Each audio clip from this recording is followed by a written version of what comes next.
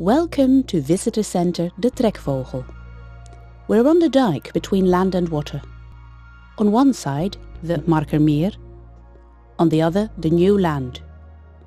Because we, the Dutch, differentiate between the old land and Flevoland, the new land, land reclaimed from water. So everything here is recent. The roads, the houses, the trees, the plants, yes, even nature is new here. New land, a place without a past. Well, that depends on how you look at it. Because you find yourself in a special place where actually a lot has happened. But you know what? We're simply going to make a journey through time.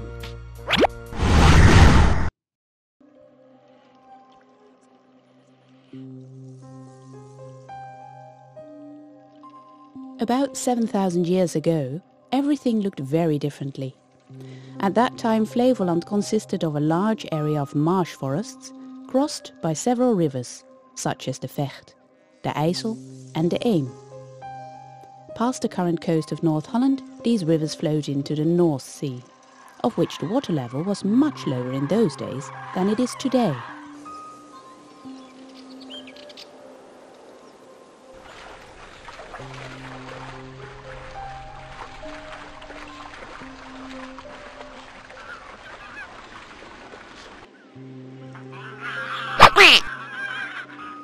In several places, the higher riverbanks were inhabited by people. They depended on hunting and fishing, and later they also kept pigs and cows and grew grain. So they were the first farmers of Flevoland. And we're talking about times during which the dolmen in Drenthe hadn't even been built yet. We followed the timeline. During the next millennia, the sea level rose further. The area became wetter, and bogs came into existence. At the beginning of our era, the Romans explored Flevoland. In the bog, there was a large freshwater lake, which the Romans named the Flevolandschap. This was the Flevo Lake, that as a river flowed into the North Sea to the east of the later island of Vlieland. During the next centuries, the influence of the sea kept growing. The Flevo Lake became an arm of the sea, and the bogs flushed away more and more. In the early Middle Ages, it grew out to the Almere. In 1340, the Hanse merchants from the East Sea areas wrote for the first time about the Zuiderzee, the South Sea, in trade papers in Lübeck, to distinguish between these waters and the North Sea. For centuries, the South Sea was a busy inland sea. Thousands of merchantmen sailed from the surrounding settlements to faraway places, or just across to Friesland, Overijssel, or Holland. It depended, of course, on where they lived. In addition, thousands of fishermen laid their nets in the rich fishing grounds. The South Sea herring formed an important source of income for them. The sea was a crossroads of sailing ships of different sorts and sizes, but not without danger. Storms, shallows, floating ice and other perils took their toll. Ships perished with all hands on board, were swallowed by the raging waves. The bottom of the former South Sea harbours many shipwrecks from all ages, as well as aircraft wreckage from the Second World War. Bombers that didn't reach their home port and crashed into the dark waters.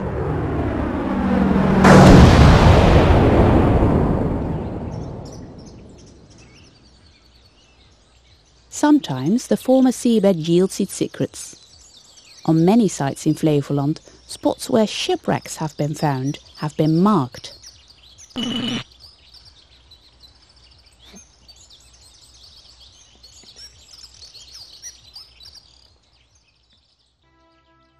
After the draining of the lakes in North Holland in the 17th century, various plans were made to embank and reclaim the South Sea as well. In 1891, engineer Cornelis Lely made a plan to close off and partially reclaim the South Sea. Following large floods in 1916, On the 14th of June 1918, the South Sea Law was adopted, after which the plan could be executed. After the creation of a pilot polder near Andijk, the Wieringermeer was, in 1930, the first large South Sea polder to be reclaimed.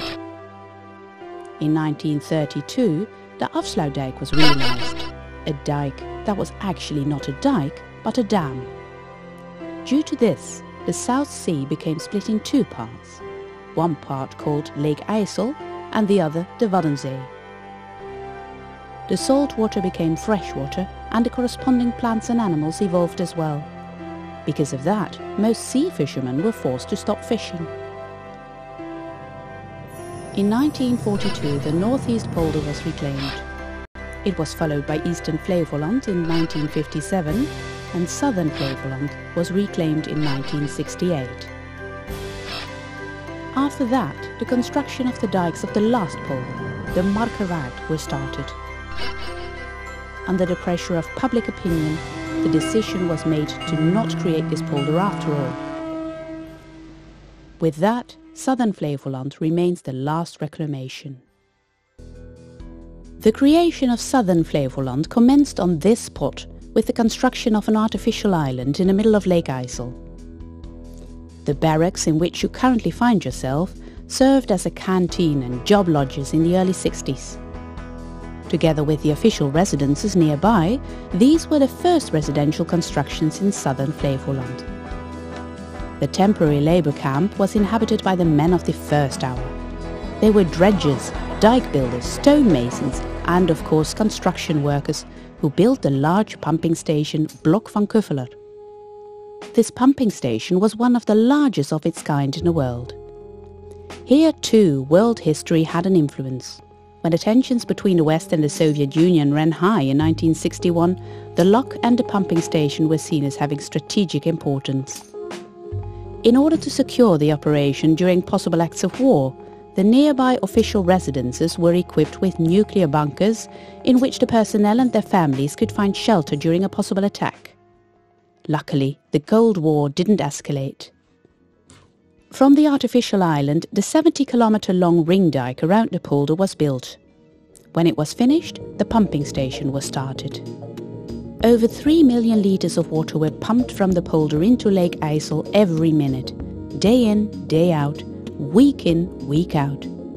After 7 months, on the 29th of May 1968, the job is done and the polder is dry. The new land is a fact. But the draining didn't end with that, because a big challenge remained: how do we keep our feet dry? Annually, approximately 160 million cubic meters, 160 billion litres of water must be pumped out. In order to regulate this, an ingenious system has been invented that not only makes sure that we keep our feet dry, but also that there is enough water available for agriculture and nature. The polder's soil has varying depths, depending upon location. Therefore, the water management has been divided into 2 areas, both of which have their own canal to drain the excessive water. The high canal for the higher areas, and the low canal for... you've guessed it already. The pumping stations maintain the water level by removing excess water, or by adding water from the Lake IJssel during droughts.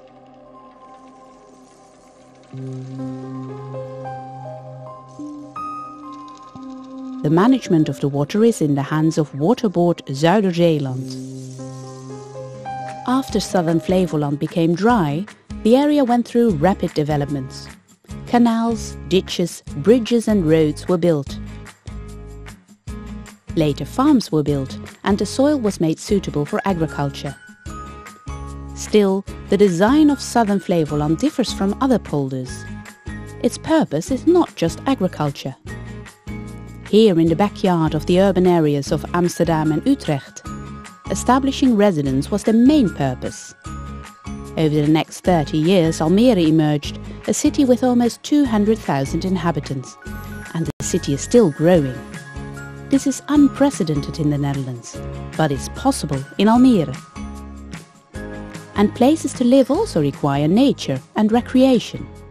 Therefore, Almere is not built as a compact city, but consists out of multiple cores in a lush, park-like area with large tracts of woodland and water. The Lepelaarplas is one of the most special natural landscapes. A wetland, a swamp, on the outskirts of the city. It's situated on the boundary between land and water, between the Markermeer and Almere. The origin of the Lepelaarplas goes back to before the reclamation of Flevoland. In this area sand was extracted for the construction of the dike. These wells were partially refilled with excess clay. After the reclamation, a few lakes with dangerous weak soils remained, unsuited for normal use. In the middle of these lakes were several small islands that quickly became overgrown with reed and willow. On top of these settled a spoonbill colony, which is what the area is named after. Several years later, the small islands also offered shelter to thousands of cormorants that built their nests in the willow trees. Around the lakes, reed and willows grew into an impenetrable overgrowth, unreachable for man. The Lepelaarplas is a gorgeous natural landscape which, because of its diversity, offers an ideal environment for 10,000s of waterfowls. The areas around the Lepelaarplas have been made suitable for living and working. Roads were constructed, canals and the adjacent Noorderplassen were dug. Because of this, the Lepelaarplassen were in danger of running dry. In order to prevent the water from the Lepelaarplassen from draining into the Noorderplassen, a quay was built around the whole area. Also, through other measures, the area is being kept wet. For instance, on the dry section of the reed land, the top layer has been dug off. And now a system of shallow gullies and lakes has come into existence, a fantastic resting area for a large number of ducks and geese. The hatching opportunities for the bittern, marsh harrier, water rail and little grebe have also improved. As conservation manager, the Flevolandschap organization has succeeded in designing the reserve in such a way that the visitors can enjoy its natural beauty to the fullest, while the flora and fauna remain undisturbed. The visitor centre on the former artificial island, the particular spot on which you currently find yourself, is the starting and end point of the various routes through the nature reserve. From here, activities and excursions are organised regularly. Cycling and hiking routes make the area accessible to visitors. From the path, for instance, one has a good overview of the trekvogelgraslandje. The observation cabin De Lepelaar, situated in the middle of the nature reserve, is a popular place for bird lovers. The lakes in the heart of the reserve are regularly inhabited by hundreds of tufted ducks, poachers and northern shoveler ducks. On the small islands and in the willows surrounding the lakes, hundreds of cormorants breed every year. By now, the willows in the heart of the swamp have grown into sturdy trees. The root balls of willows that have blown over are a good breeding ground for the kingfisher, among others. The wide stretches of reed land form a good breeding ground for example, the marsh harrier, blue-throat, Salvi's warbler and grasshopper warbler. On the Kwelplas along the Oostvaardersdijk and on the wet grasslands, hundreds of gadwalls, northern shoveler ducks, teals and pintails reside during a large part of the year. Also, from the observation cabins near the cycle path along the wet grasslands, one has a marvellous view. The greenshank, wood sandpiper, redshank, lapwing and the little ringed plover rummage for food. Sometimes special bird species, such as the black-winged stilt, glossy ibis and little crake can be observed here as well. The sea eagle too pays a regular visit. It's primarily the interaction with the surrounding areas, such as the adjacent Markermeer, the Oostvaardersplassen, Lake IJssel and the Gooi Lake, that make the Lepelaarplassen so valuable. Together they form an international wetland area. These areas have therefore been appointed as Natura 2000 areas. the European network of nature reserves. Flevoland is a place with a dynamic balance between wet and dry, between nature and culture, living, working and recreation. A place that is still far from complete and, because of its location, developments such as climate change and sea level rise have to be anticipated. The continued development of Almere offers great opportunities to make attractive transitions and combinations between living, working, recreation, being out in nature, urban farming and the generation of renewable energy. The development programme Almere 2.0 shows which special plans will be implemented over the coming decades. In Flevoland, space becomes scarce too, and must be used carefully and efficiently. The shores of canals, for instance, are adapted in such a way that the water system becomes more robust, and that ecological linking zones emerge between separate nature reserves. A kind of highway for nature. But also in the area outside of the dike, in the blue heart of the Netherlands, important developments are in the works. The Afsluitdijk, for instance, will be reinforced. A fish passage will simultaneously be built so that migratory fish, such as eel and smelt, can migrate again between the Wadden Sea and Lake IJssel in the future. Alongside the dike between Lelystad and Enkhuizen, the creation of the Marken mudflats will commence in 2015.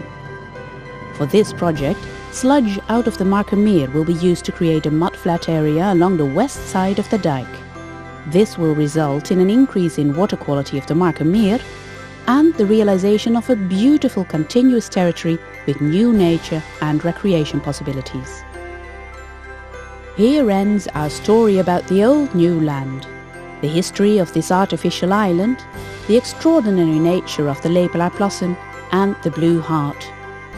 An area the Flevolanders can be justly proud of.